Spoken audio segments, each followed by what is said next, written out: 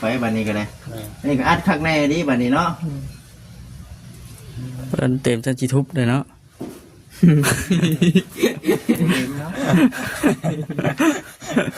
กลุ่มทุบนั่นแหละ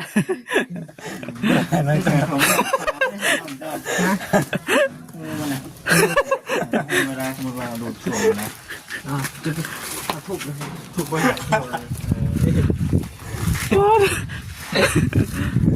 เสียงนาเนาะเนาะ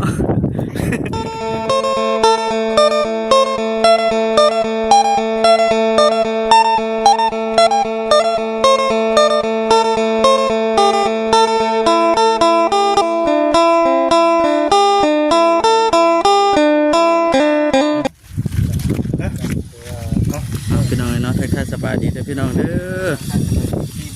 คนไม่กลัวประตูล็อกขึ้นตอกแสงตาแท้เนาะฮะอยู่คนเดียวลองมาถือไว้ได้เนาะแจ่มแท้นี่เนาะสีนี่เนาะโอ้คักเลือดเลงเลยเนาะมาเด้อบัดนี้เด้อสีกวนตาจิไม่มาแต่ไก่ให้กลัวเพื่อนมันกินเลย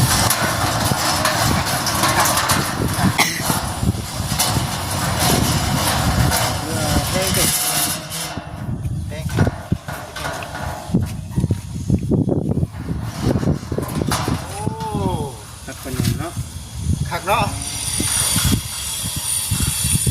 ไม่เจ้าของอย่างนั้นบอกแม่เลย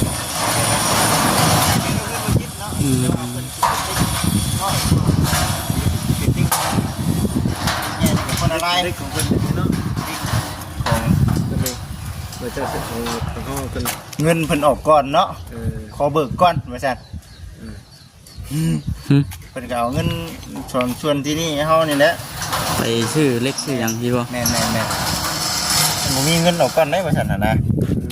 ต้องชื่อเล็กชื่อยังแล้วเนาะมาเชื่อมาจอด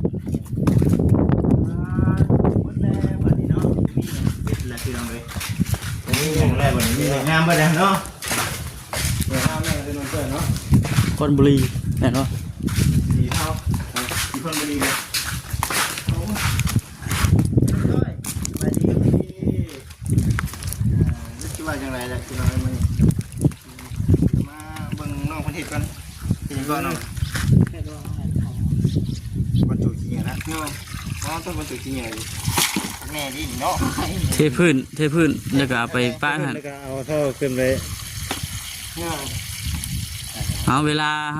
มันลมมันอย่างฮัจูนจังบุปิ้วสินะสิประมาณนั้นเห็นบ่น้องจอยแต่เขาจูดขี้ดินแต่เขาใส่ท่อมันปิ้วจูดชิ้นกันแบบว่าเพื่อฝนตกมาน้ำจังบ่เข่าพร้อมได้บุหูน้ำเราเวียนคงสิเป็นนั่นเนาะต้องมีหูอย่างนั้นต้องมาอังนี่ค่ะต้องเจาะหูต้องอย่างอะไรมันจังเจาะกันไว้เจาะออกน้ำเนี้ยเวลาฝนตกฝนดินมาดิเย็นแห้เนาะย่ำนี่อยากเย็นพี่น้องเลยดูเดียวเลยมันน้องสั่งจ้อยสั่งเลยพี่น้องมันจะได้ยี่บ่ได้อยู่ดอกดิถามไปก่อนมันใจว่าดิว่าคือมันใจนั่นได้ยี่ดอกไอเดเทก้อนเนาะนี่เนาะเทเลยค่ะมันเทแล้วเขาจึงเอาตัวนั้นมาบ่หรือว่าจะหรือว่าใส่บ่ได้ยึดแต่ว่าบ่ได้ติดแต่ว่าได้การว่าแต่ก็คนบอกว่าได้เฮ็ดไม่ได้ด้วยเนาะเดี๋ยวมาเขาปล่อยเนาะปล่อยมันนาพอดีเดี๋ยวแล้วเขาเอาที่นี่มาใส่เลยแบบนี้นะตั้งเลยสิมาแล้วจะมาบึงไปเนาะเพราะว่าให้มันแข็งก่อนก็จังก็ได้ในสูตรของไฟของเราเนาะกำลังมานะเนาะ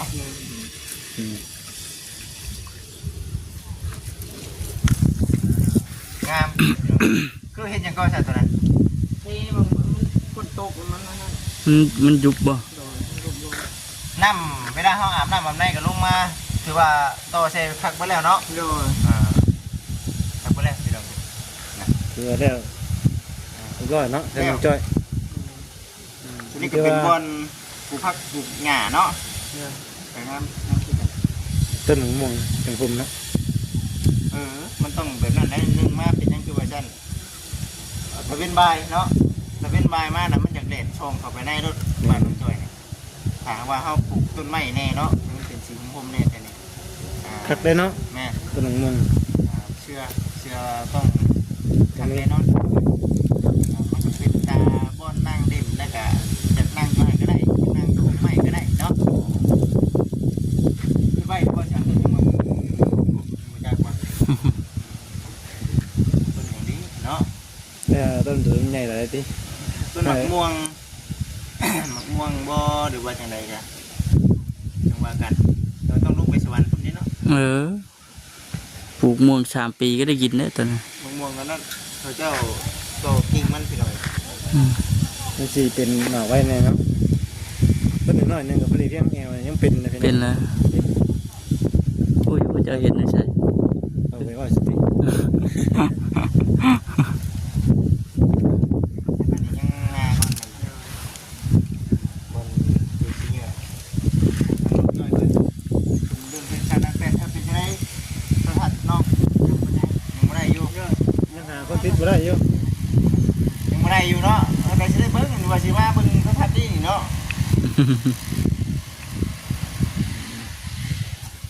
มาสร้างบ่ได้ คันว่า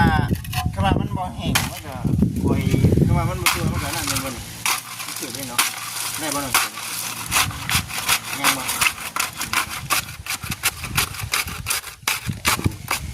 จะชอบบ่นี่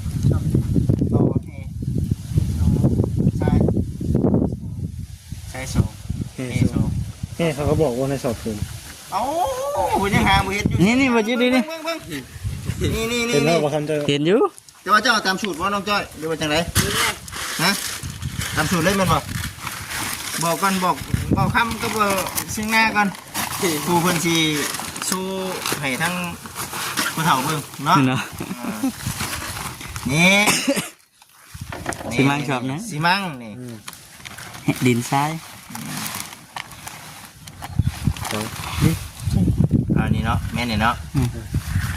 มานี่มันบอกว่า เอา นี่เบิ่งเนาะอัตราส่วนเนาะใส่กอนี่ใส่กอเนาะ เอามันยังไง ใส่กอนี่อันน่ะมันบ่คือกันได้ใส่กอกับใส่โบกมันบ่คือกันเนาะเขาเขียนบอกอยู่เด้กอกับโบกบ่ได้คือกันเด้ใส่กอแมนสิมังหนึ่งอันเนาะ ยังหนึ่งอัน1 เป๋า 1 เป๋า1 ชอบ สิมัง1 ช็อปดินชาย2 2 ชอบดินทราย2 โล ใช่สองนั้น นอนให้หน่อยก็สิว่าเนาะเมาไปว่านอนนานๆนอนดึกแน่ ดินทราย2 ล้อ เบิ้งดินทราย2 ล้อเนาะมันนี่เฮเขาเจ้าคือขีดนอกหมายความว่าจังได๋เว้ยแม่นอยู่เขาเจ้าก่อเนาะก็สิใส่เฮเขาเจ้าบ่ใส่เฮได้ก่อก ระบาดเนาะ ใส่ก่อเด้นี่เด้ กตีกากระบาดน้อง แม่นนี่เด้น้ำสะอาด1 น้ำสกปรกบ่ได้เด้นั่นเนาะ แม่น้ำสะอาดเนี่ยนะใส่น้ำสกปรกบ่ได้เด้นี่ น้ำสะอาด 1 ถังเนาะวันนี้ใส่บุกอันน่ะปูน1 ซอบเนาะใส่2 ล้อครึ่ง 2 ล้อครึ่งแล้วก็แฮบ่มีแล้วบุกเนาะห้ามบุกเด้ แม่งเขียน น้ำ เขาคือบอกว่าห้ามครึ่งเหรอใช่ โอ้ต้องครึ่งแน่มีแต่ว่าตัวนี้สำหรับ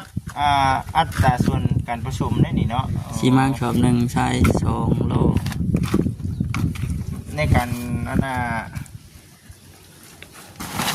การบุกการนั่นนี่เนาะส่วนในเรื่องการที่คุ้งที่ข้างกันจังว่ากันไปเนาะ ที่ข้างนี่คือเจ้าของเองเนาะ อยากได้แข็งอยากได้เหนียวสนัดติ ยังไม่ได้ว่ามันยังนั่นน่ะ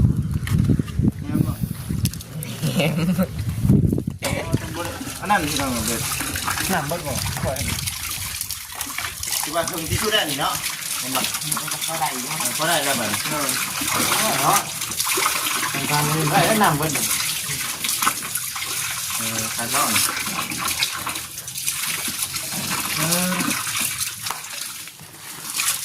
ย่างที่เล่นอยู่ แบบวิวแดดช่วงนี้พบช่วงไม่ลมเนาะ น้ำใสงามเนาะยังบ่เนาะยังเนาะยังไม่ได้รอเบิ่งเพื่อนของทางน้องจ้อยเลยพี่น้องเลยที่สองมาเพื่อนนี่ก็ได้ว่ากันไหนกันไหนโอ้ที่บางนี่บ่ นอน ผลมามันตกมันเป็นคุ้มไหมมันบอกใส่ค่าพี่น้อง นี่ก็สิเท่บ่น้องนี่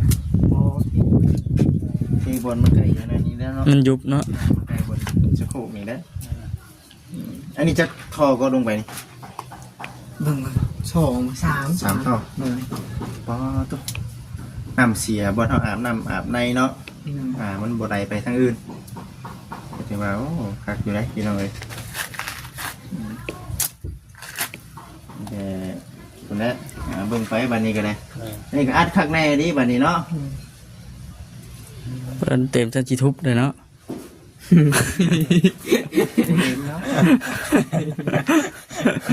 กลุ่มรูปเดินแล้ว นั่นก็ เวลาสมมติว่าดูดช่วงนะ จะทุบเลย ถูกไป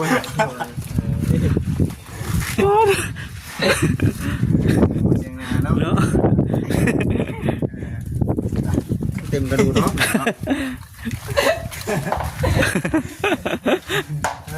เด้อ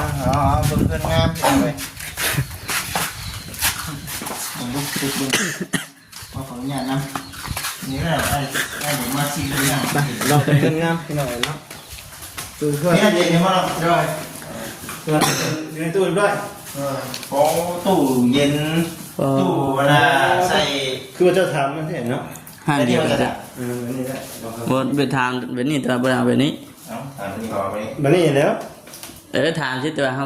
แต่ยังไม่ได้ แต่ว่าตัวหัวเป็นเอาไปได้นะ อาหารว่างพี่น้องเว้ยมันมีอย่างเลยอาหารว่างนี่ขอกินน้ำกินได้น้ำมันจอดก่อนบาทนะ เลย อันนี้เย็นเลยดิ โอ้เนาะถือว่างามเนี่ยมันมีวันที่ละพี่น้อง ตีแต่ว่ามันงามหมดเลยเนาะ ว่าหัวเลยเนาะมองทำเดี๋ยวว่านั่งด้วยตีเดียวงาม อีกแค่หน่อยก็ขึ้นอยู่เลยเนาะจักมันกินนี่จะ วันที่14 ที่สี่ที่มา เดือนหน้าว่าเนาะ วันที่14 เดือนนี้แล้วเดือนนี้แล้วเนาะ แต่สิมาห่อนี่แล้วมันนี่วันที่ยังก็มัน ที่หก โอ้โห ยังอีก ประมาณ 12บ่ไม่เนาะบ่ โอ้นั่งอ่ะมึงเดือนสาม อีก ตังค์เนาะ ยังอีกบุกี่มื้อนะอีก10ปลายมื้อ เดือนของน้ำสามตังค์ นี่บ่เห็นเนาะงานเนาะมันจ่อยเนาะคักแล้วมาเด็กก่อนพี่น้องเอ้ยแต่ว่าในเครื่องของต่างๆนี่คือเครื่องเจ้าเบิดอะไรนี่เบิดแล้วเนาะเพิ่นเตรียมมาให้เจ้าเบิดแล้วเนาะ ไม่เอา ว่ายังบ่ใช่ไหมไปเบิ่งในข้างในพุ่นน่ะไปเบิ่งใน เป็นได้ เจ้าบ่ได้มาเชื่อ ไปเชิญนักจ้อย เนาะพาเพิ่นไปเบิ่งใน ไปเบิ่งดูเป็นได้เย็นเลยพี่น้องเข้ามาอยู่ข้างในพี่ก็ได้เป็นได้คือว่าท่วงหมวกอยู่ ตู้เป็น เอา ไง มา นะ แจกมาใคร โอ้เป็นยัง ในตู้ อ๋อตู้ใส่เสื้อฟ้าพัดลมครบสุดเนาะหาเงินหาข้ามได้ติดเพดานในแห้งคักได้เนี่ย นี่ เนาะ เราติดเพดานเข้าไปเนาะ อันนี้มีข้างนอกมันต้องติดไม่ทันเพดานแล้วกัน มีว่าเครื่องสวิตช์ไฟตัดไฟเลยเนาะแม่นบ่น้องจ้อย เลย ซื้อตัดป่ะ เครื่องตัดไฟบ่เดี๋ยวนี้เท่าไหร่นี่นะ บ่ฮู้เลย ตะกี้น่ะ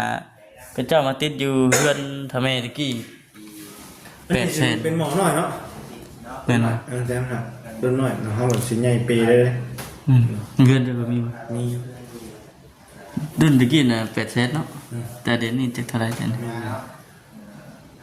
มีไว้ไปสิก็ สร้างไฟเอาได้เลยเหมือนกัน โดย สร้างไฟเข้ามาให้เลยน่าสิแพงเติบอยู่พี่น้อง มีไว้ติดเทือนไปสิก็ดี ดีอยู่ ดีโคตรดีเลยนะพี่น้องเลยเนาะ นี่บอลน้องเมื่อคืนนี่ บอกคืนไปนอน ยังไม่ ยังไม่ขึ้นน้องเลยเนาะดื่มเลย นอนดินนอนหยังได้อยู่นอนดินเย็นยังอีกอีกบ่กี่มื้อนี่แหละพี่น้องเนาะ ยังอีก8 มื้อ อีก8 มื้อเครื่องของเตรียมไว้เรียบร้อย โดย อยู่ห้องนี้เด้อติ มา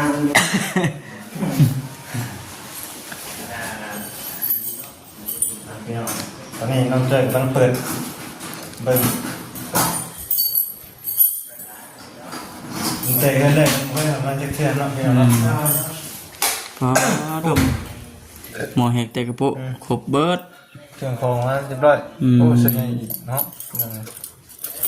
ครบเบิดเลยเนาะ โดย ถวยบวงขู่แข้งพี่น้องเลย แม่ปีกเมา อันนี้โมเมนต์อันนี้